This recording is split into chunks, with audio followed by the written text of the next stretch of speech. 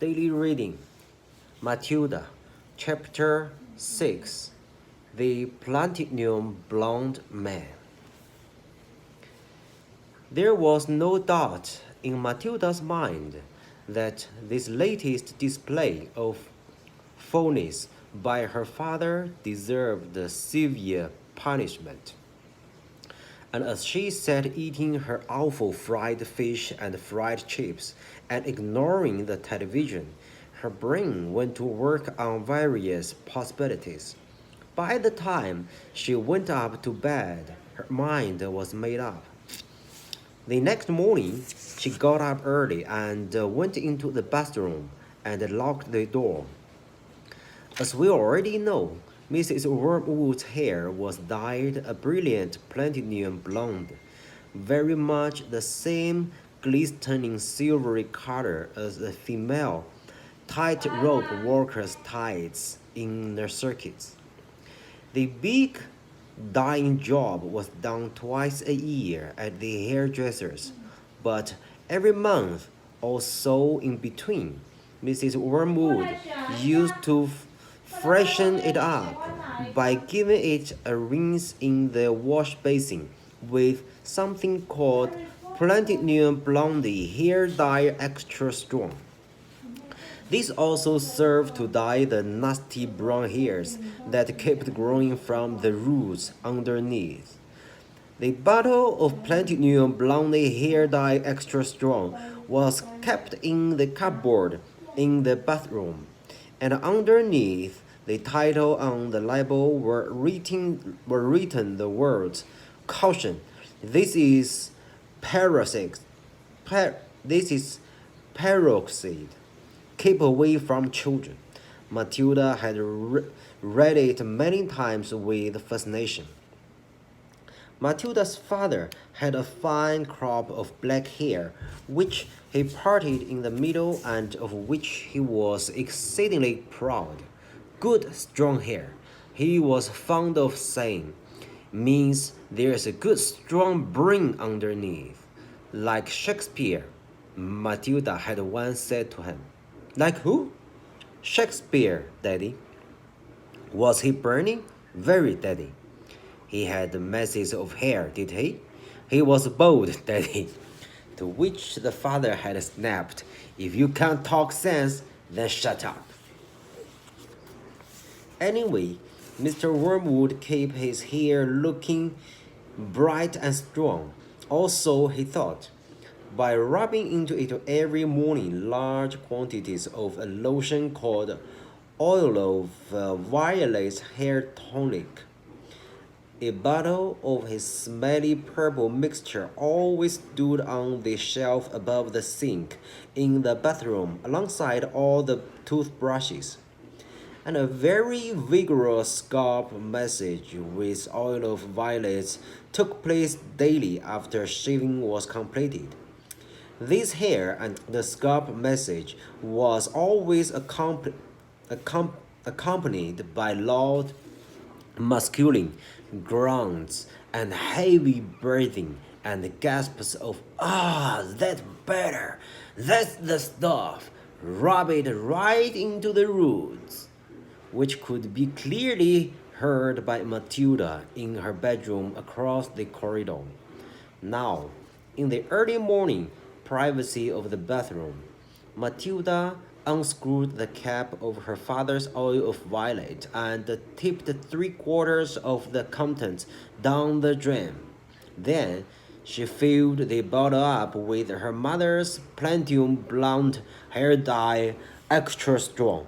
She carefully left enough of her father's original hair tonic in the bottle so that when she gave it a good shake, the whole thing still looked reasonably purple. She then replaced the bottle on the shelf above the sink, taking care to put her mother's bottle back in the cupboard. So far, so good. At breakfast time, Matilda sat quietly at the dining room table eating her cornflakes. Her brother sat opposite her with his back to the door, devouring hunks of bread smothered with a mixture of peanut butter and strawberry jam. The mother was just out of sight around the corner in the kitchen, making Mr. Wormwood's breakfast, which always had to be 2 fried eggs on fried bread with 3 pork sausage and 3 strips of bacon and some fried tomatoes. At this point, Mr. Wormwood came noisily into the room. He was incapable of entering any room quietly, especially at breakfast time. He always had to make his appearance felt immediately by creating a lot of noise and clatter. One could almost hear him saying, "It's me, here I come, the great man himself, the master of the house, the wage earner, the one who makes it possible for all the rest of you to live so well. Notice me and pay your respects." On this occasion, he strode in and slapped his son on the back and shouted, "Well, my boy, your father feels he's in for another great money-making day today at the garage. I've got a few little beauties I'm going to flog to the idiots this morning. Where's my breakfast?" "It's coming, treasure," Mrs. Wormwood called from the kitchen. Matilda kept her face bent low over her cornflakes. She didn't dare look up. In the first place, she wasn't at all sure what she was going to see, and secondly, if she did see what she thought she was going to see, she wouldn't trust herself to keep a straight face. The son was looking directly ahead out of the window, stuffing himself with bread and peanut butter and strawberry jam. The father was just moving round to sit at the head of the table when the mother came sweeping out from the kitchen carrying a huge plate piled high with eggs and sausages and bacon and tomatoes. She looked up. She caught sight of her husband. She stopped dead.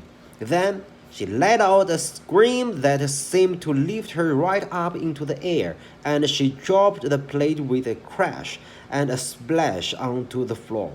Everyone jumped, including Mr. Wormwood. "What the heck's the matter with you, woman?" he shouted. "Look at the mess you have made on the carpet."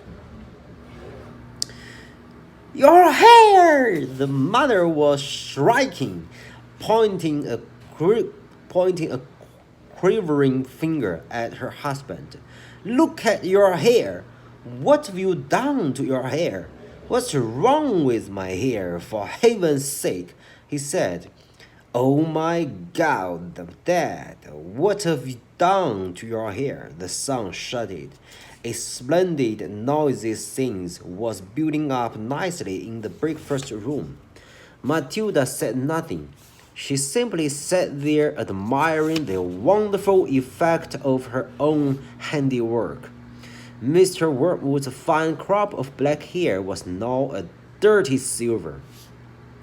The color this time of a tightrope worker's tights that had not been washed for the entire circus season. You have dyed it!" shrieked the mother. "Why did you do it, you fool? It looks absolutely frightful. It looks horrendous. You look like a freak. What the blazes are you all talking about?" The father yelled, putting both hands to his hair. "I most certainly have not dyed it." "What do you mean I have dyed it? What's happened to it? Or is this some sort of a stupid joke?" His face was turning pale green, the color of sour apples. "You must have dyed it, Dad," the son said. "It's the same color as Mom's, only much dirtier looking." "Of course he's dyed it," the mother cried. "It can't change color all by itself. What on earth were you trying to do? Make yourself look handsome or something? You look like someone's grandmother gone wrong."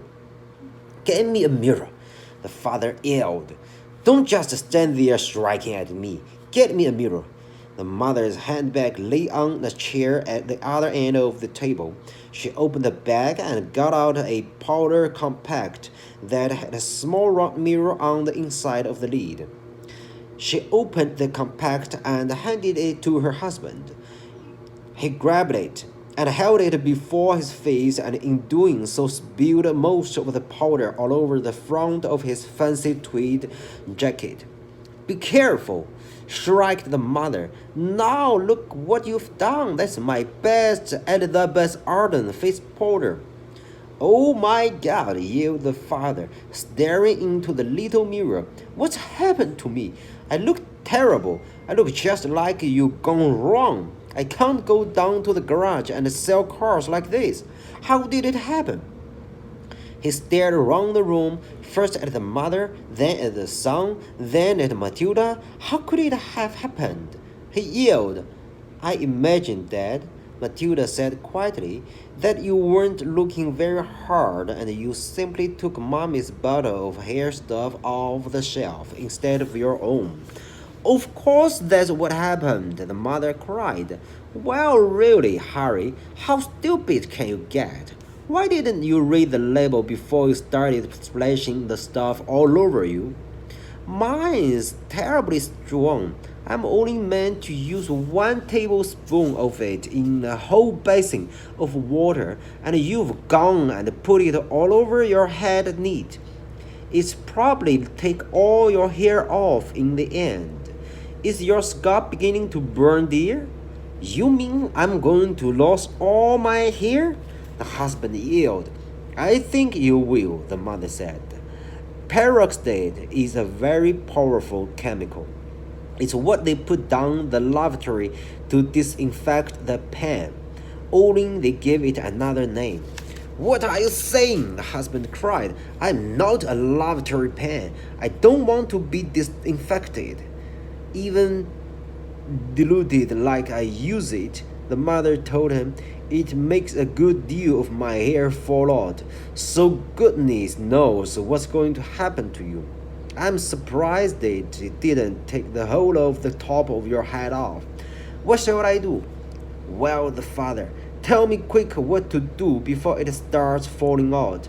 Matilda said, I'd give it a good wash, Dad, if I were you, with soap and water, but you'll have to hurry.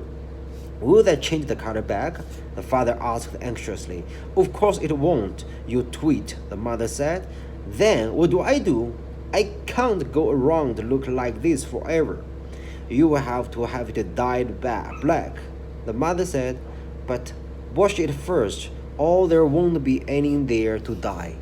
Right, the father started, springing into action. Get me an appointment with your hairdresser this instant for a hair dyeing job. Tell them it's an emergency. They have got to boot someone else off their list. I'm going upstairs to wash it now. With that, the man dashed out of the room, and Mrs. Wormwood sighed deeply. Went to the telephone to call the beauty parlor. He does do some pretty silly thing now and again, doesn't he, Mommy? Matilda said. The mother, dialing the number on the phone, said, I'm afraid men are not always quite as clever as they think they are. You will learn that when you get a bit older, my girl.